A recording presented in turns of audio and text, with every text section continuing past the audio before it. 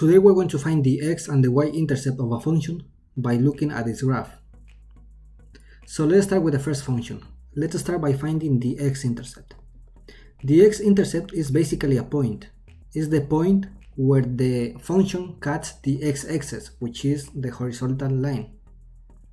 And we see that the below function cuts the x-axis at -2, 0. So that's our x-intercept, -2, 0.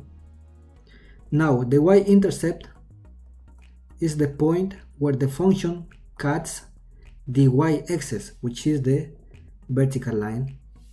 And we see that the below function cuts the y-axis at 0,3. So that's our y-intercept, 0,3. Now for the second function, again, let's find the x-intercept first.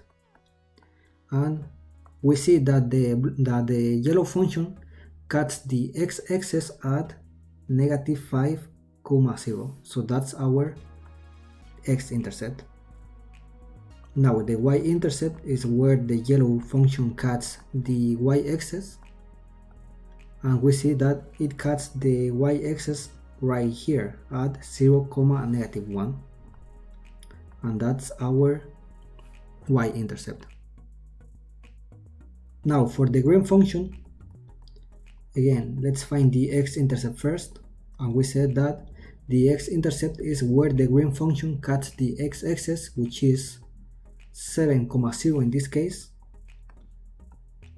and the y-intercept in this case, we see that the green function cuts the y-axis at 0,4.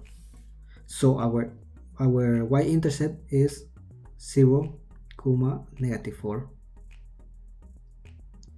Now notice how all our x-intercepts have the y-coordinate equal to 0.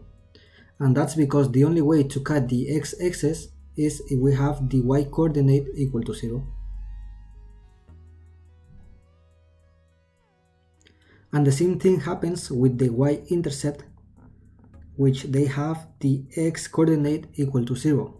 And again, because of the same thing, the only way to cut the y-axis is if we have our x-coordinate equal to 0.